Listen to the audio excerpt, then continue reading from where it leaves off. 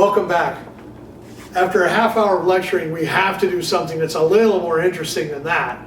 So we're going to talk about the globalization of food from the perspective of what's in my kitchen. And to help with this, I'm going to introduce the TA for our course, Gauri Hiremath. This is Gauri. Gauri's an MBA student in the SF State MBA program, a top performer in the program, and she's from India. So we're going to start with some of this food. Gauri, you were curious about something, is that right? I wondered what all these food are and from where they are from. I've seen so many variety in US and I don't know much about them. Okay, that's a great question, and let's sort of make it into a little game here. I'll grab something here. Okay. Let me swing around here, and this is an avocado. Where do you think this avocado came from? Oh, I think it's local. Yeah, good. That's very good because avocados are a very California product. So this is a California-grown avocado. Let's try one that's a little bit harder. Okay, here's some blackberries, and actually here's some raspberries too. Where do you think these were grown? Blackberries and raspberries. Okay, I won't look. I'm not sure. I still think they're local. They're not. Okay, so you're close. See, one's right, one's wrong. The blackberries are a product of Mexico. Oh. And the raspberries are a product of California, Watsonville, California, quite nearby. What's interesting is they're the same manufacturer, the same packager. Driscoll's has packaged both products, but they source these in Mexico, yet these are picked and packaged in the US. So that's kind of another example of globalization of food. Here's a tricky one. This is Safeway brand key limes. Okay, these are sweet limes. They're very tasty. You can make pie with them. Oh, wow. Where do you think these came from? Now, no peeking. We'll take one out, though. You can look at them. Here's a couple of them. Not in US, I guess. Okay, good. Okay, yeah, these key limes, I believe, came from Mexico. Let me just double check that. Yes, product of Mexico. We're moving into the more exotic realm of fruits and stuff. I love fruit, though. Yeah, I love pineapples. Where do you think this pineapple came from, Gauri? Mexico. Mexico. It's a good guess, actually, but no, Costa Rica. Oh. So farther south than that. Apparently, the growing weather is a little better in Costa Rica. I always guess Hawaii because I eat Hawaiian pineapples if I get a chance to go to Hawaii. Here's some bananas. These are actually organic bananas from Chiquita. And where do you think they came from? Okay, I looked at the secret. You saw that one. Okay, all right. So that's Ecuador, and these are. What's interesting about these is they're really good-looking bananas. Yeah. And when I was at Safeway, I looked at the other bananas, the non-organic bananas, and they didn't look as healthy. And that's, I think, something that's coming now. Is you're starting to see the organic produce looks better in some cases than the non-organic produce. And Ecuador, these bananas made it up here in this condition, looking wonderful from Ecuador. Okay, let's turn to some packaged food now. So that's a little bit the fresh fruit story. A lot of Latin American dominance for our region here in California. Apricots, dried apricots. What do you think? Company is Mariani. We got these at Costco. They're a good source of potassium. Oh. Where do you think they came from? Outside US? Outside U.S., yeah. Turkey, in this case, Turkey. I believe. Oh, wow. Yes, this is a product of Turkey. I would never have guessed it. Dried fruit in Turkey is wonderful stuff. Oh. Let's switch to mangoes. We got dried mangoes again. The mega pack from Costco. Mangoes, a very tropical fruit. Where do you think those came from? Somewhere in Asia, maybe.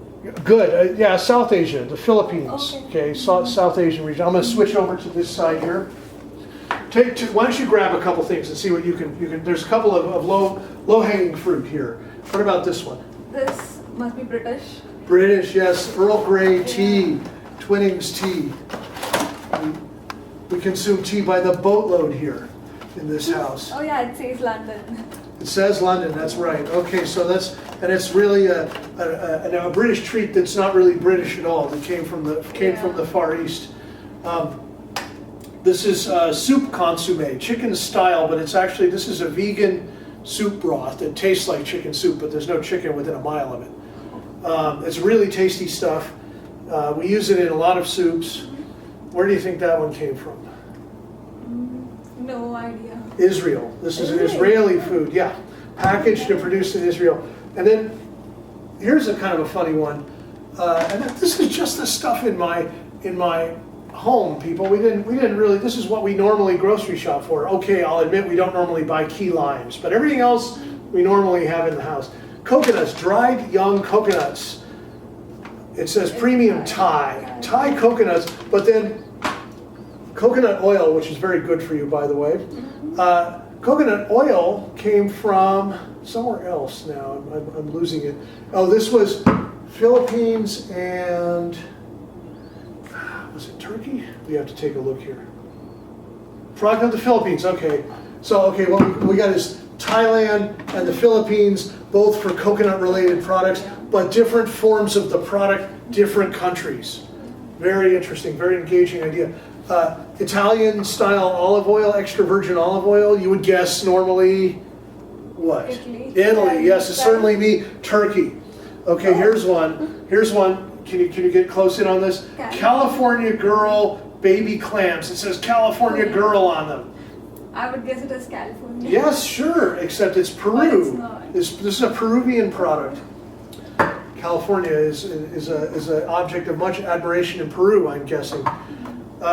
This is an organic tea called rooibos thee. It's a Dutch or Afrikaans word. But so where would you guess it's from the nature of the word? Africa. Yeah, South Africa, exactly. This is wonderful tea. Completely uncaffeinated and absolutely fun to drink. Okay. Now we got a couple of obvious ones. Marshmallows, one of the most constructed products in the world. Where do you think that was made? USA, yeah. It's so much a product of the USA. Less intuitively, vegan pad thai noodle soup. Thailand. Also the US. This is a product of the USA. Now, we got a trio here. These are all from the same place. Black olive spread, which is in Spanish, I believe, is called tapenade, which we love here. This consists of 3 ingredients. This is a well-made future food. 3 ingredients: olives, olive oil, and sea salt, I believe, are the 3 ingredients in here. And you would guess this is Italy. Yeah, it's Italian. And similarly, I won't press you. I got to show off. Excuse me. My favorite coffee beans in the universe, Lavazza coffee beans. This is the Super Crema brand. This makes great espresso and great coffee in the morning. And then very popular in the U.S. now, balsamic vinegar of Modena, also a product of Italy. So we have these little cluster of Italian products here. Now we get to the more interesting ones. We come on over here, and we see, we'll get to this lovely thing later, we see here this is a sort of a mixed deal. Okay, so this is Progresso Vegetable Classic Vegetable Soup. It's very sort of Progresso. It's very European sounding, huh? Where do you think that one's from? France. It's an American product.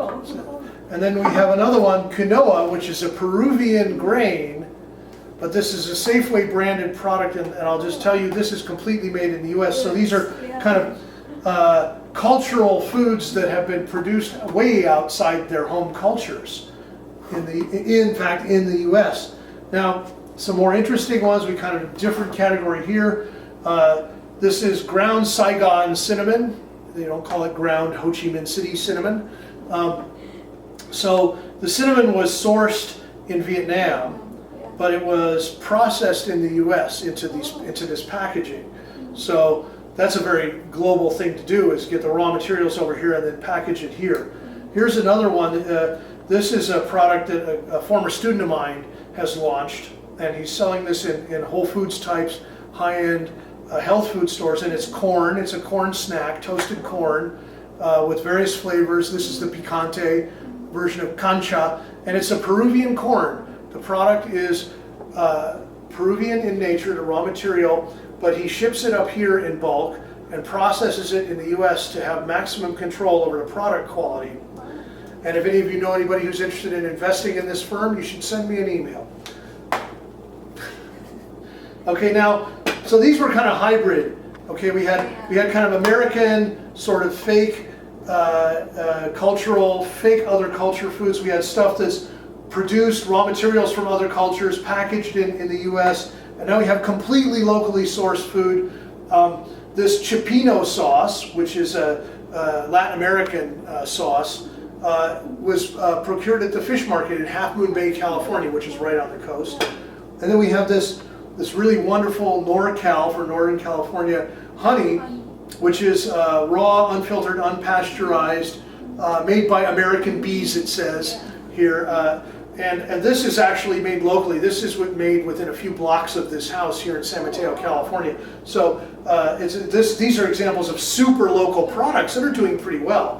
And one question we can ask about these products is, what is their potential for globalization? Could they expand beyond the market of the US with these products? And there's some interesting thoughts about that. So in particular, going back to this one, there's a lot of interest in moving this product into the global marketplace very soon.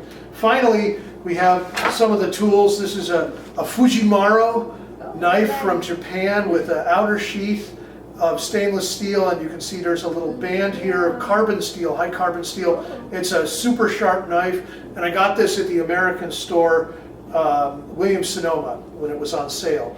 And these are the sharpest knives that you will ever own, and so you watch for them to go on sale and you pick them up one at a time. They're just wonderful, wonderful knives because the stainless keeps them very clean, and then the carbon steel edge, which is only revealed right at the edge, is absolutely the sharpest thing around. You do have to dry them after you use them, though.